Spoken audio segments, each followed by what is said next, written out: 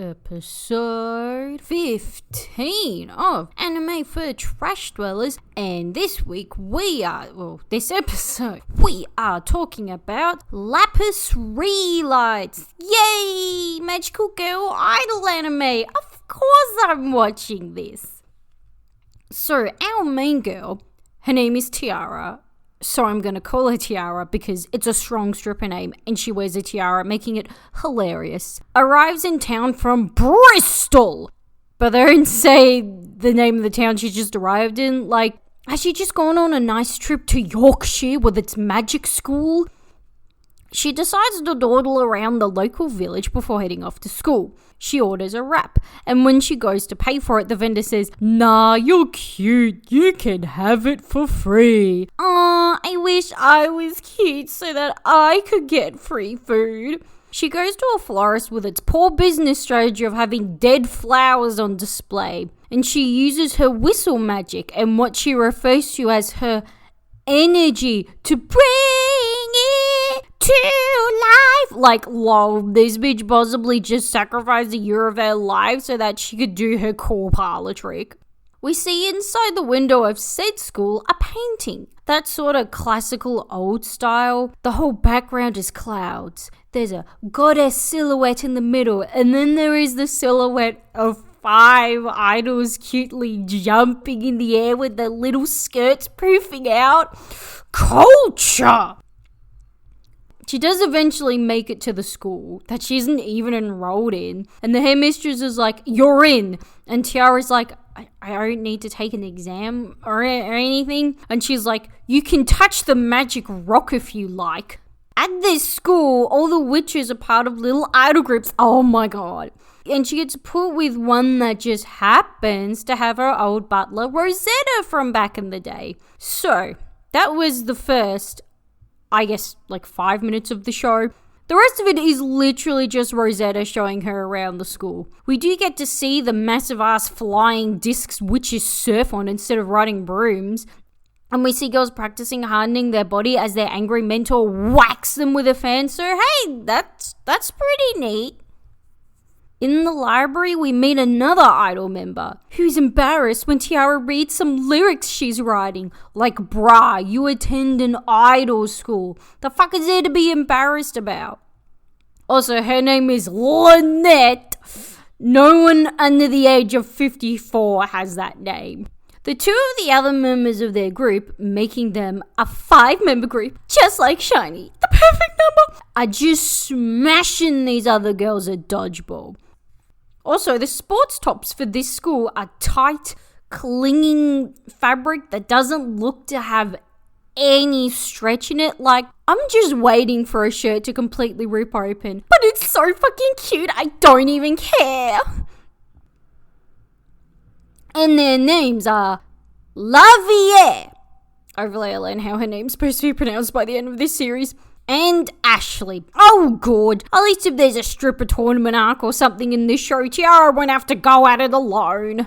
Tiara runs ahead of the other girls for lunch and ends up in the wrong cafeteria and runs into a girl, and when this girl comments on her tiara, she responds, "It's my sister's," and this bitch, she's like, "Your sisters," and turns full bitch mode on and snoots herself away from her. Ooh, look, Tiara, that privilege coming back to bite ya. Now, the group is debating about how to sort out sleeping because they sleep in a 4-person room and there's a spare 2-person room for Tiara to sleep in. But that would be a waste of space if only one person was using the 2-person room. So they fix the problem and have Rosetta move from the 4-person room into the 2-person room, even though that still leaves a wasteful empty bed in the 4-person room.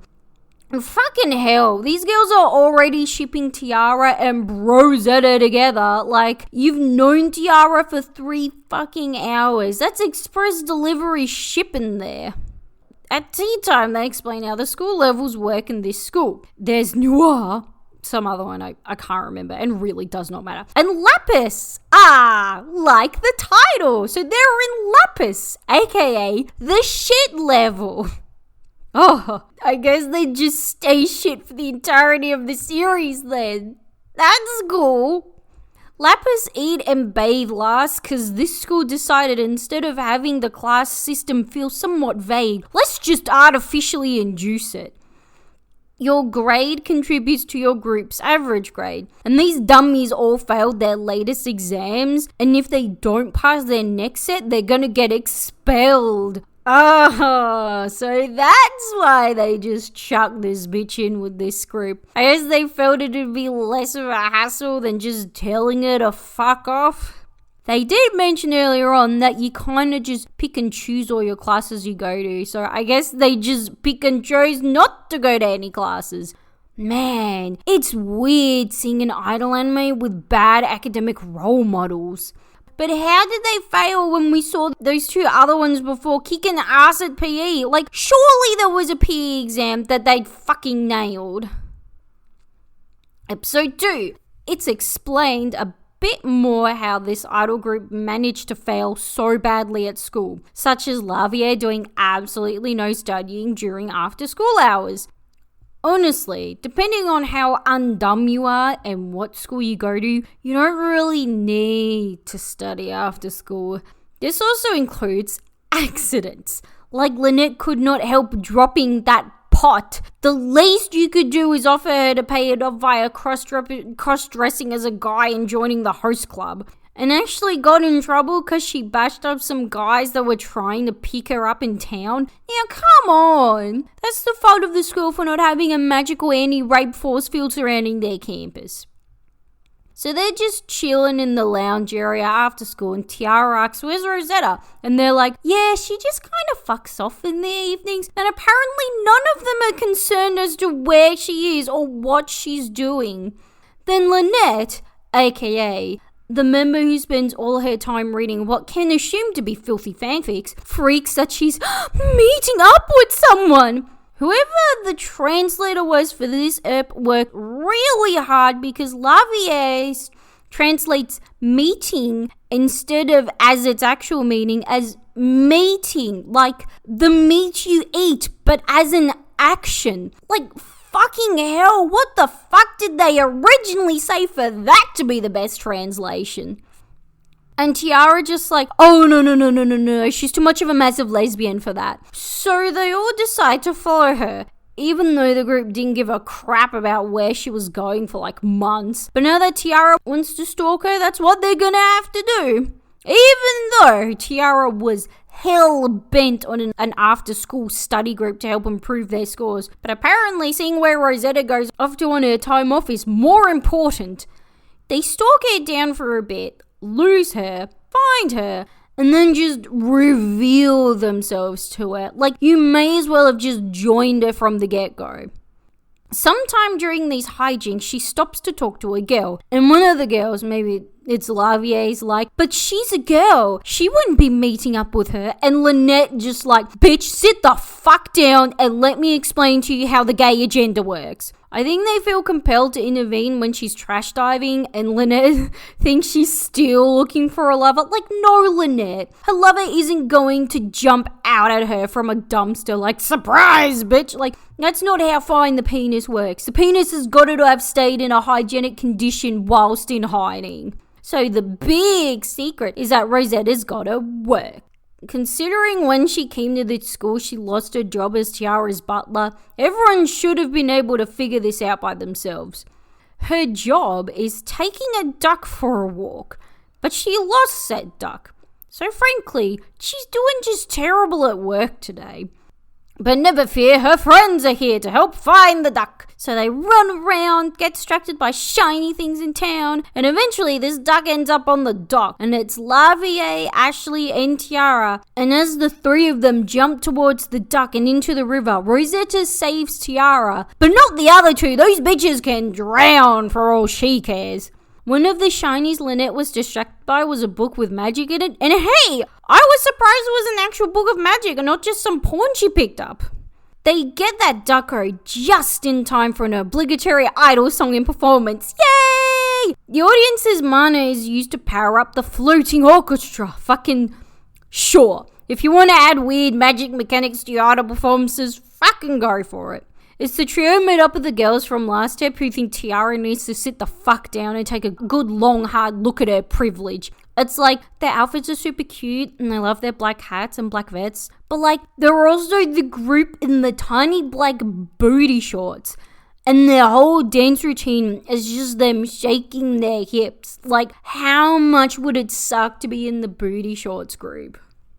Episode 3. This was the episode that Mother's Basement reckoned if it wasn't any good, he wasn't gonna watch the show anymore. And I can confirm that yes, he most certainly is not still watching this show. What the fuck was he expecting? Sure, there's magic involved, but at the end of the day, it's an idol show. And nothing much really happens in idol shows.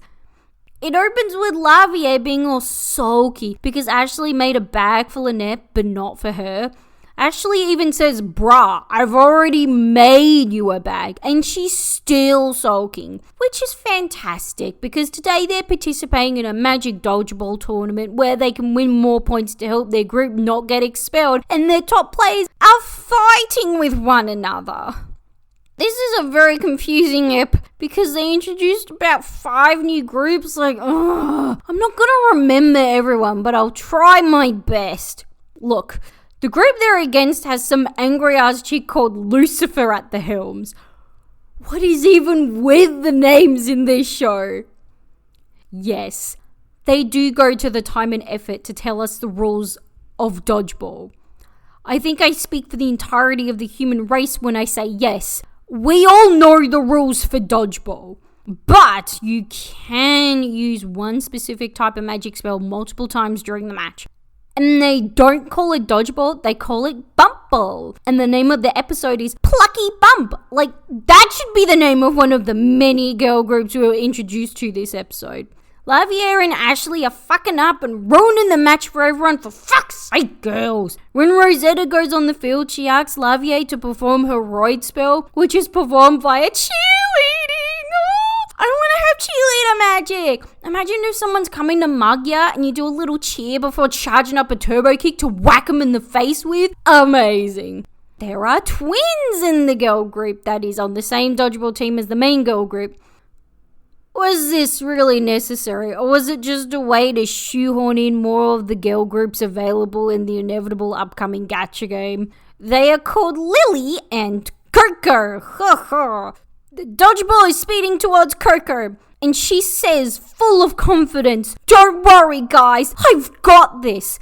And she uses her magic to switch places with her twin, who ends up getting whacked in the face with the dodgeball. I can't breathe. Bitch just sacrificed her own sister because she couldn't be fucked trying to dodge the ball properly. Like, this is dark. If fucking Dracun's ever coming after her, she will just switch places with poor little Lily. And after it happens, Coco's acting all shocked. It's sad. And sorry, like, no bitch. You fucking knew what you were doing.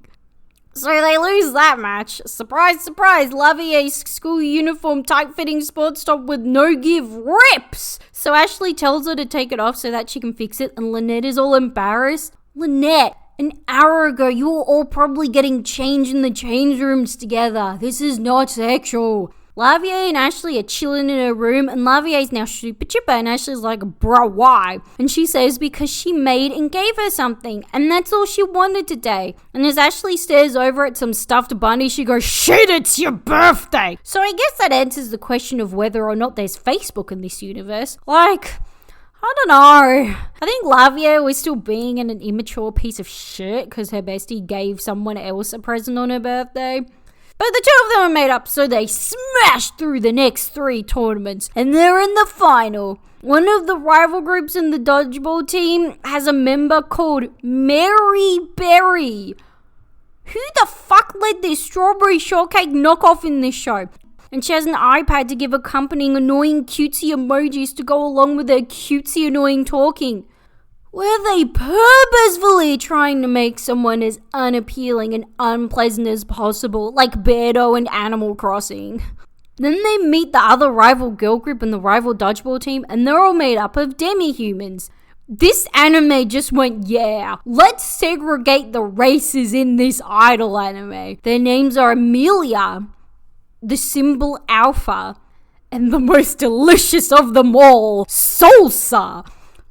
What is the creative process behind naming these characters? This girl is named after a food, and no one else is. The final Salsa, just fucking smashing the ball here, there, and everywhere. You could say Salsa is rather feisty. I'm sorry, but that joke had to be made. Lynette reckons if she makes spells from the same book, then it counts as one type of spell. But then the ref informs her when she hands her a red card that no, it does not count. Through perseverance, our girl group's dodgeball team tie, but then come third overall in the tournament? That's bullshit. But they managed to nab 30 points for their group. Like, all they had to do was participate to win points. If all you have to do to win points is turn up, then how did they fuck up so badly to end up with 0 points last semester?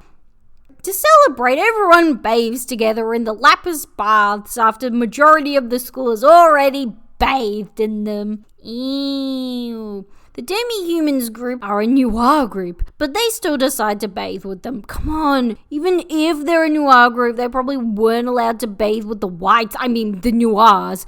Tiara touches Amelia, which, as everyone knows, if you touch Amelia, she drains your energy. Even their powers are based off of old racist prejudices. Who the fuck wrote these characters?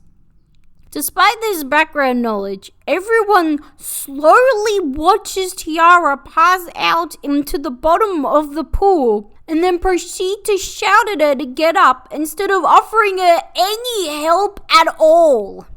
Episode 4, it starts with a cute girl on a pirate ship heading to Whale Land. Spelt like the country Wales, which is apparently the name of the country that this anime is set in. Whale Land. Like, if they just went for the normal real world Bristol, why the fuck did they have to change up Wales? Tiara is out shopping, and the snobby leader of that group who hates her, her name is Yue. She opens the door to the shop. Tiara runs over and says, "Hi, Yue," and Yue just closes the door in her face and leaves. Like a bitch, nope, and just yeets out of that store. Like, imagine hating someone so much you refuse to be in the same room as them. The pettiness of this bitch. Tiara takes the hint that Yue can't even stand to be near her and respects that via chasing after her and shouting, "What's the matter?" I think Yue even says to her as she's running away, "I think I've made it pretty clear that I don't like you much." She even says she's trashy because she's in the shit idol group and should just drop out of school, but bloody Tiara's still following her like, "What's the matter?" So this episode is about the girl on the pirate ship and her two sisters, the Japanese exchange students at the school. The middle sister has the catchphrase, "rock and roll."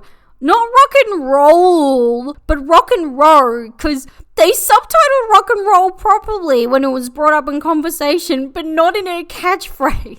So yeah, when middle sister was on school break, she says she discovered rock music and is now obsessed. And in order to show us how much she loves rock music, instead of showing her singing rock skills or shredding a guitar, they just show it via her hugging her guitar. The oldest is, yeah. We're just not going to talk about the creepy oldest.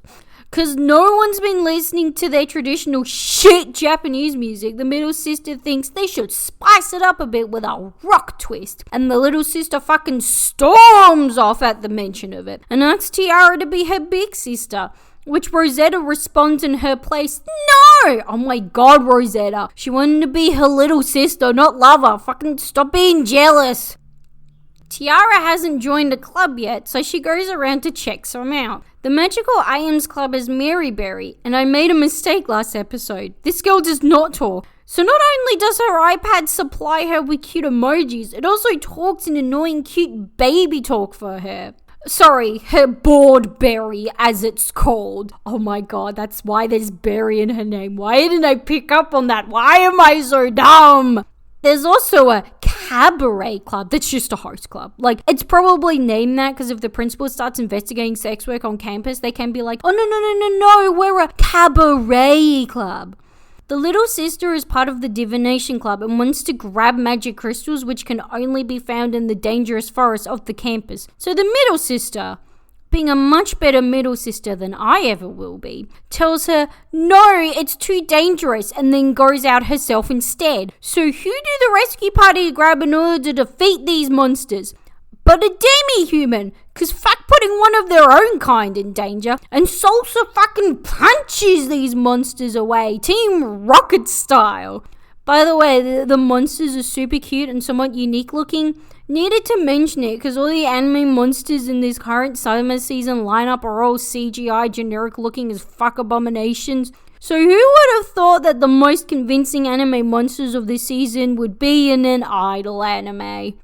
After a near-death experience, the little sister confesses that she didn't want to try the rock twist with their Japanese-style music because it hadn't been done before, and she was scared therefore it'd be a massive flop. Like, your group's already a flop. You can't get any worse. And in regards to her hasn't been done before comment, when they perform their new song, it just sounds like a knockoff Baby Metal song. Because I guess in this universe, Baby Metal doesn't exist. Or apparently any other idol music since a fuck ton of J-pop groups bastardize and mash up music genres together.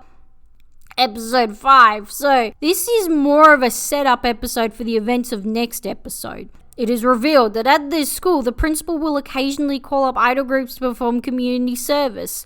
Lucifer and her idol partner Angelica were selected, but they slide out of their community service duties because they were busy or some bullshit. But when Tiara finds out about it, she's determined for her group to go.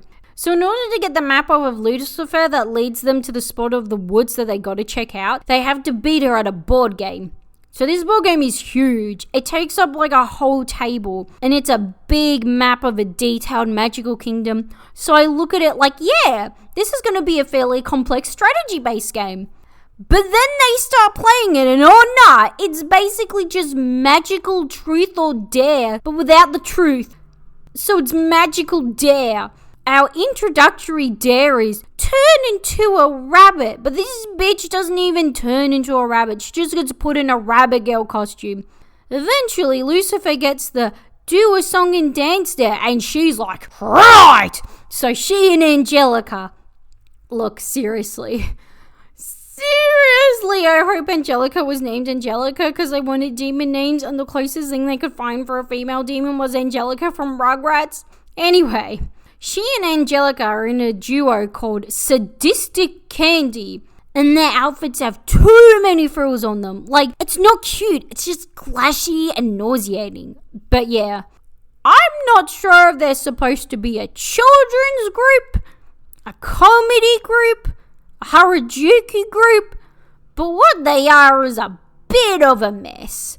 Since Tiara and the others have never played this board game before, they of course lose. So then Lavier just nicks a copy of the map from the principal's office. You could have just done that from the start, Lavier, but whatever.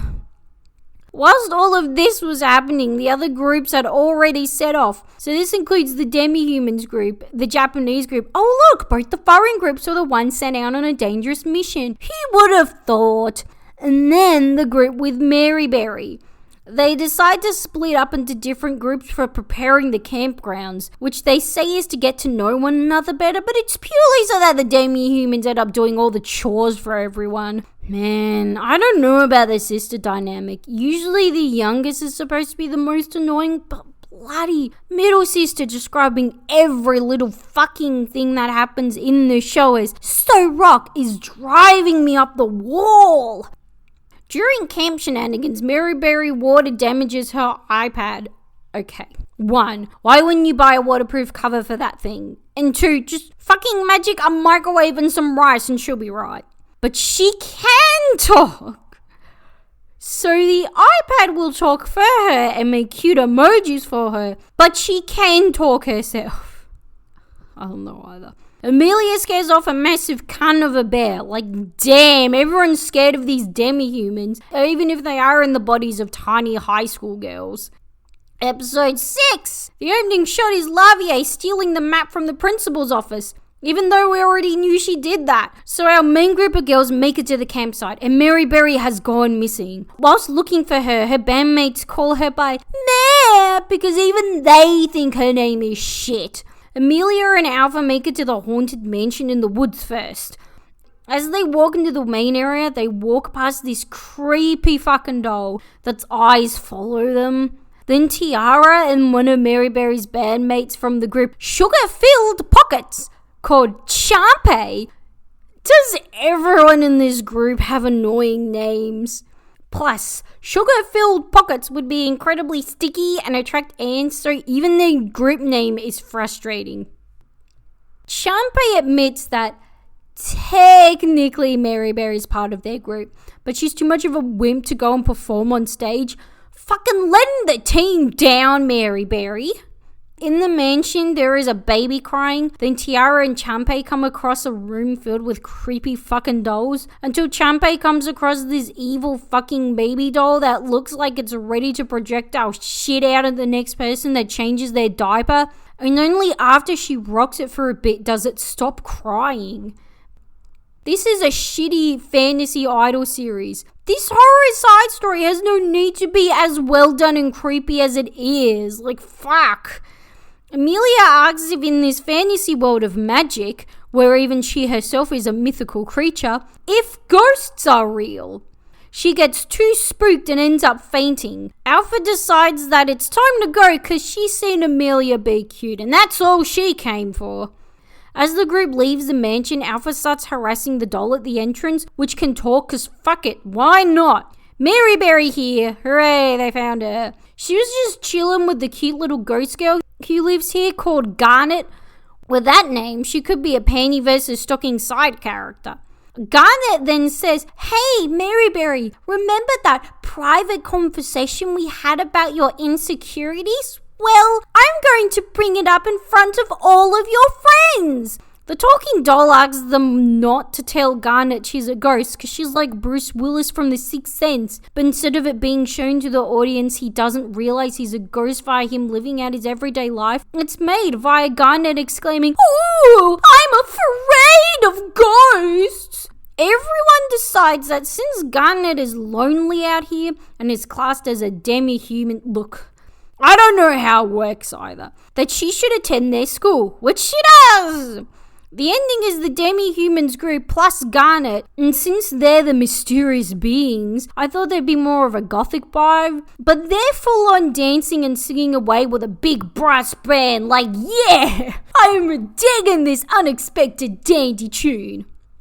Episode 7, it starts with the group fucking smashing all their classes, and they're like, I think we're gonna do it, guys. I think we're gonna avoid expulsion. And then we learn why the anime not only told us in full detail about Lavier stealing that map, but also show her stealing it. Well, she left a note saying they borrowed it. Because that little move lost them 70 points in comparison to the points they gained from dealing with the little ghosty girl thanks to the map, which was 10. I feel like if they gained points there in a way they could only do so via using that map, then that itself should negate any points they could lose from doing so. Whilst being all sad over this, Ashley spouts pure words of wisdom. Let's stop feeling depressed and eat! Good news, everyone. Mary Berry has decided that whilst attending Magic Idol school, she will do the bare fucking minimum of performing as a magic idol. So, bit of lore. When the idol group sings songs, they create mana. But only the group Ray, which was the group Tiara's sister was a part of, can create magic as well. So Sugar-Filled Pockets sing the type of song you'd expect from a group called Sugar-Filled Pockets. Our group have another emergency meeting and decide the only way they can now possibly save themselves from expulsion is through performing as an idol group, which they have yet to do. Like, this is the sole reason you guys are about to get expelled, and the sole thing that had stopped that from happening. and you haven't thought to do it until now? But they do have to perform well. In fact, they had to perform even better than Sugar-Filled Pockets did. Which, look, they're called Sugar-Filled Pockets. It's not hard to do better than that. It's very lackluster that the group that inspired them to try out idling was Sugar-Filled Pockets. Like, the Demi-Human group put on a whole brass number last week, but it was the group with voices so cutesy they could barely sing that inspires you. There's a couple of weird scenes of Amelia being a tsundere to Tiara. Like, this shit feels forced, I don't care. Tiara runs into Yue again, and Yue's like, "Oh yeah, I know your sister." And Tiara's like, "Oh my god, you do? This is why she hates you. The whole reason why she's such a bitch to you is because of your sister. How did you not notice? Like, what the fuck did you think she was mad at you about?" Then Tiara brings up about how her group are going to perform. And Yue says, well, her group's better because they do the exact same thing but for better reasons. After that weird confrontation, the other two members of Yue's group decide to finally be nice to the girl Yue's been treating like a piece of shit for the last couple of months in order to exposition dump some backstory. So, Yue's from the kingdom of Longdu. I swear to Christ, guys, these knockoff country names. In the past, this kingdom was attacked by magical monsters. I'm pretty sure that's the super creative name they gave them. And then Ray killed the monsters with their magic idol performance. Guys, they kill monsters through the power of song and dance. This here is beautiful. After saving the country, Tiara's sister tutors Princess Yue, only to abandon her for her actual sister. You see her talking to Yue about returning home to her little sister, and Yue's face when she says, little sister? Like she's some kind of jealous ex or something. In this little talk and saying that Yue should sing because it's fun instead of because she wants to save people's lives. Yeah, Yue, stop singing for others, you selfish bitch. Yue has gone from such disgust that she can't even be in the same room as this girl to being completely okay with everything. There's just a shot of Lynette in the library and the girl sitting next to her has takoyaki in her hair. Like, yum, I want to know more about this idol. Episode 8. Tiara is with the director of the school to ask if her group can do an orchestra performance, and the director instead talks about the good old days of being in Ray with her sister. She briefly describes the most minute amount of personality that they all have, and the Liza's being she's whipped for Tiara's sister, Camilla's being she's a stoic vampire princely type, and also a demi-human because back then they had more freedom with mingling with the common folk.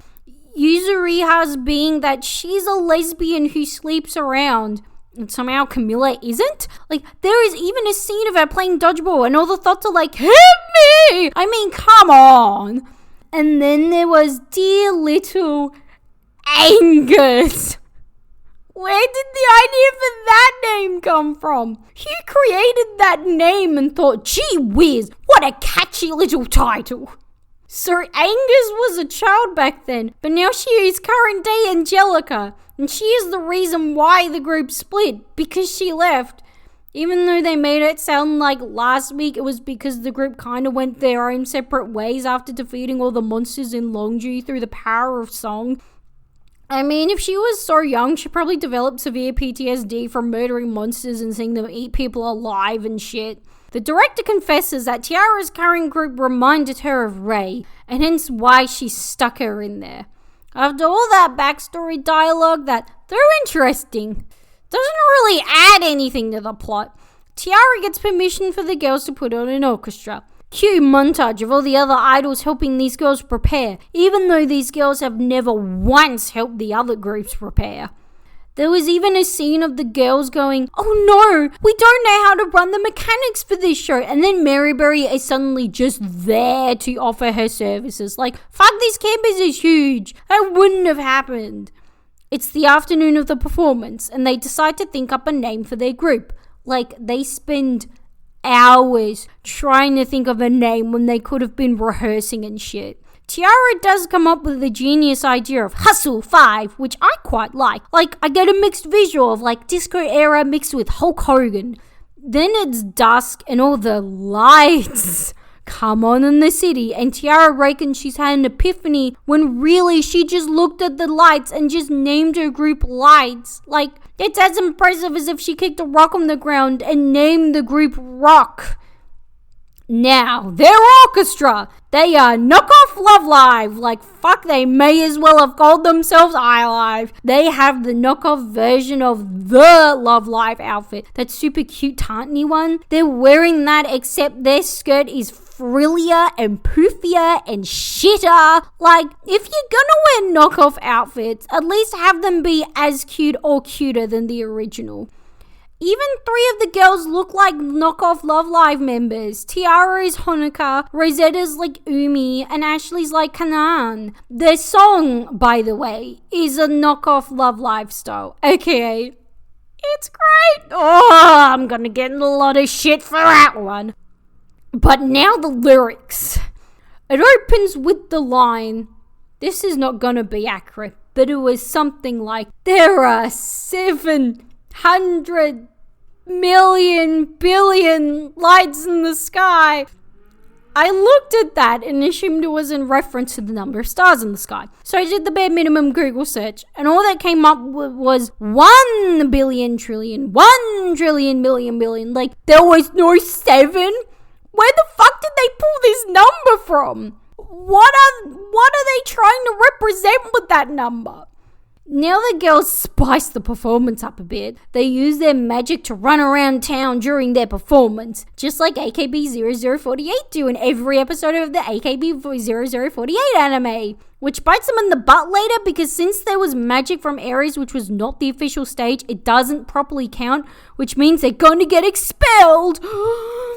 Episode 9, Tiara is so shocked from getting expelled that she drops a glass of ginger ale? I guess it's ginger ale. They're all just drinking some kind of brown orangey liquid that I guess since they're underage, I'm assuming isn't liquor. But yeah, she's so shocked by their expulsion that she drops her glass. Even though, unlike anyone else in the room, she is a princess, aka, no matter her education, she still has a job lined up for her. Like, bitch, you have the least to lose. It's now the homeless members with no job prospects that should be dropping their glasses. The next day, Tiara's encourages her to pick her up because no one at the school, bar Rosetta and the school head who knew her outside of school, knew she was a princess. Even though her name is Tiara and she literally wears a tiara. What the fuck did they think she wore it for, to be fashionable? Oh yeah, and this carriage doesn't take Rosetta, even though she's headed for the same destination. Oh nah, the peasant's carriage for the royal palace staff arrives in 3 days later. In that time, the girls are able to work at the little inn they worked at before and live in the attic Kiki style. One time in said attic, they're like, oh no, poor Tiara. Even though Tiara's asleep in her ballroom-sized bed, whilst they're all shacking it up in an attic and paying rent through their labor, which is literal slave labor.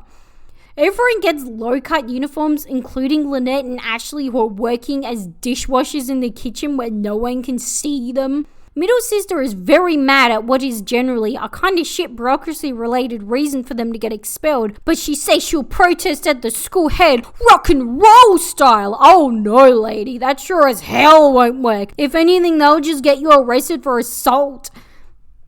Ashley's wisdom tooth is growing crooked. This is a typical teenager thing, but it is never covered in anime. So weird. I love it. So she goes to Angelica for help because back in her child protege days, she just used to give out free universal healthcare for fun. Angelica looks at it and goes, magic doesn't work on wisdom teeth. Okay, I'm pretty sure she was healing fucking heart problems in the previous flashback that I didn't mention because I didn't think it was going to pop up again like this. Why are wisdom teeth the exemption? Please explain. Then Angelica gets into them about giving up and shit shut up. Not everyone's a child genius who can just cruise through school. They DM with the twins and this somehow convinces the group to go to Tiara's palace and get her back or something. I don't know. The plan's pretty vague at the moment.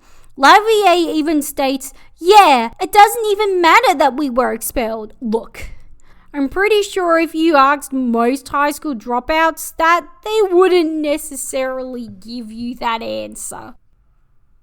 Episode 10, realized when I quickly googled the show before watching this ep, is that this is a project done by and with the help of K-Labs. This makes sense! Because if you have ever played the Utapri gacha and read any of the stories in it, you know that script writing really isn't this company's strong suit. I'm pretty sure in one of the event stories, they even fucking changed and disregarded Natsuki's original backstory, aka something with not much depth or detail to it anyway, just to give you an idea of how bad their writing is. Tiara arrives home and her sister's glaring down at her from the top of the staircase, dressed like an extravagant evil stepmother, telling her she knew she'd get expelled. She is her sister. She doesn't need to be gentle with Tiara when calling her an idiot. Then we're introduced to this maid who gives the impression that she's practically raised the daughters and loves them very much, but is also waiting for a chance to throw herself down the staircase and sue the royal family for her workplace injury. Something this show highlights for me about every royal family scene. 1.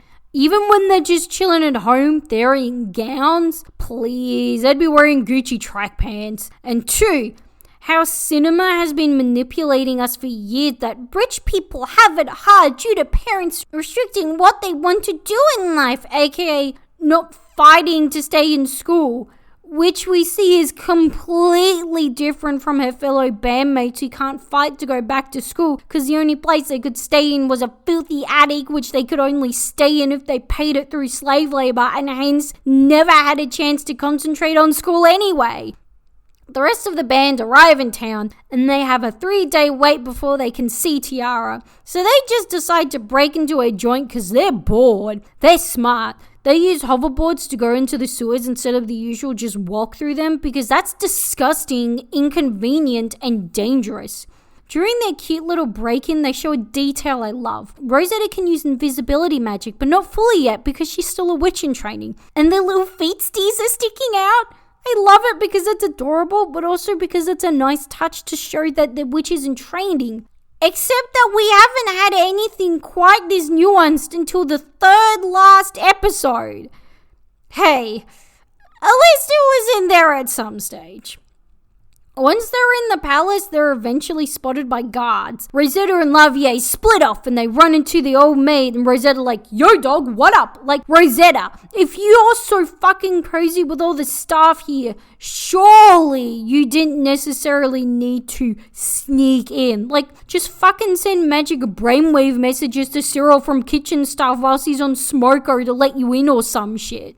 Eventually, they run into her older sister, who's at first real standoffish, whipping them with her light whip. When Lynette describes how much she loves Ray, she just cuts her off mid-sentence. But when she realizes they're her sister's bromie, she's like, yeah, whatever, and just leaves them alone. Like, she doesn't give a shit about them, but in order for the plot to progress, they gotta get to Tiara. So instead of creating some sort of conflict between Tiara and her sister that needs to be resolved before the others can get to her, they just lax up on this character to make things easier.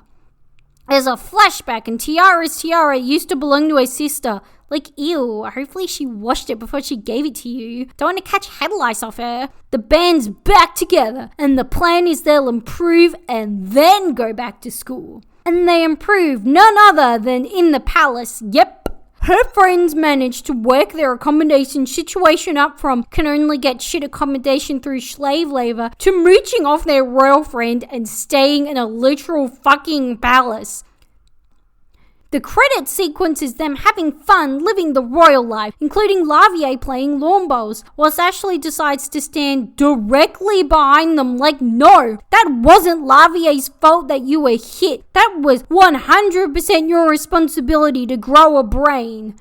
It ends with the school director saying something shocking. They'll have to wait till next episode to hear. Episode 11. So the girls are lounging around enjoying the wonders of privileged life. So much to the extent that they forget about their hopes and dreams of being magic idol witches things. The shocking thing the school director says which Tiara also bullies out of Anna the maid, is that magic monsters are heading towards Manchester.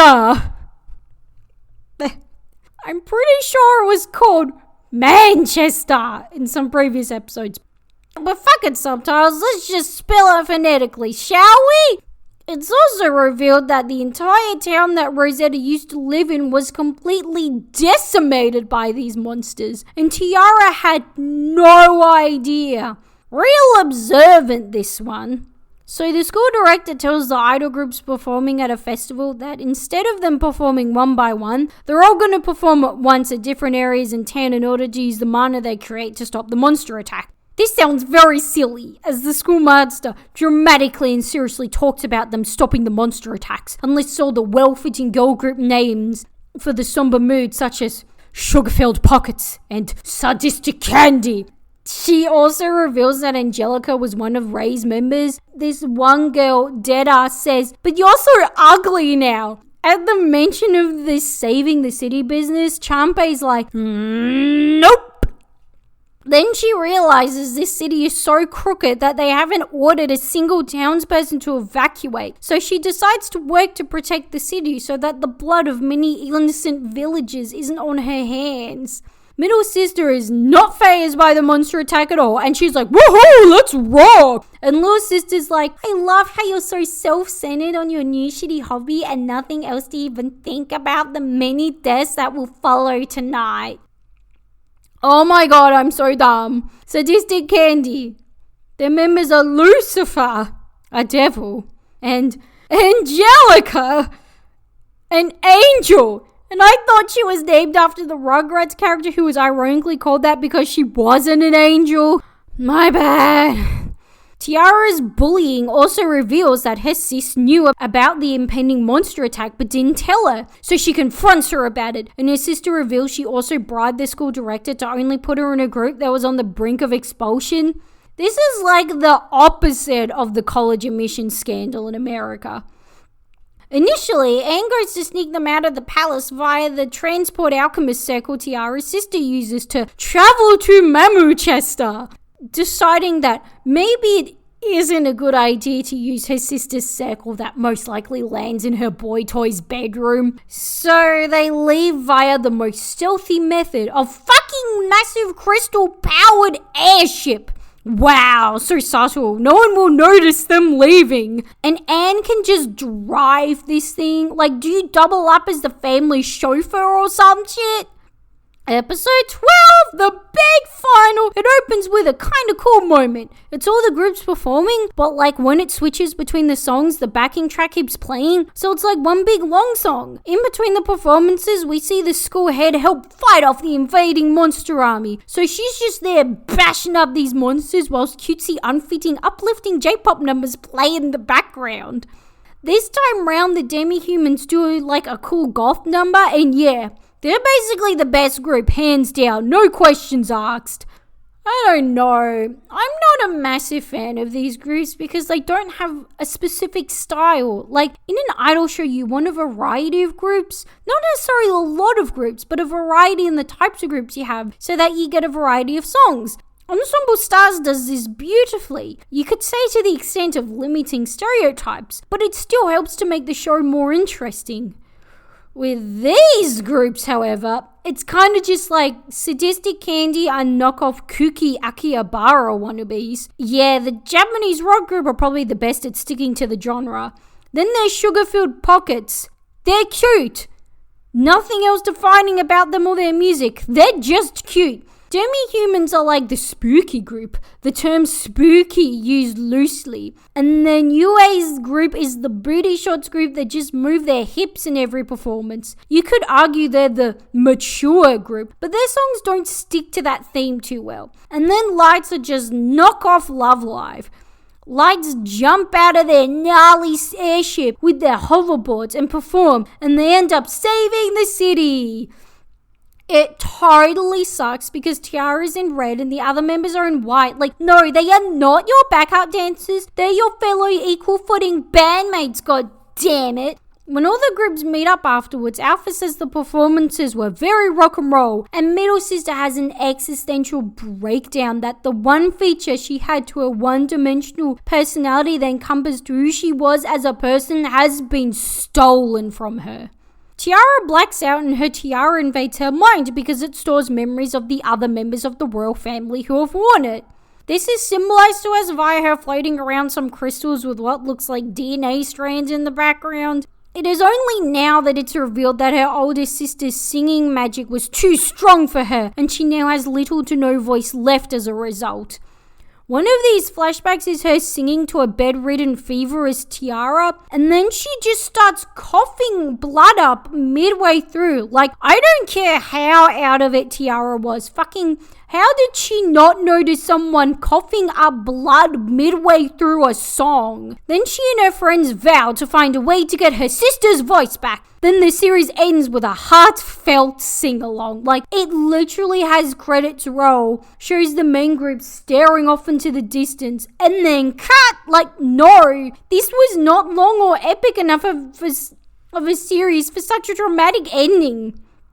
It was like the ending felt conclusive, but the scene before the ending made it feel like there'd be more to the series. Considering the fairish amount of loose ends left untied, the other adult Ray members, if Lights gets readmitted back into school, why the fuck Angelica left Ray, etc, etc, etc. Oh, and that was episode 15 of Anime for Trashdwellers, talking about Lapis Relights on Instagram, Twitter, Tumblr. Thank you for listening. Bye!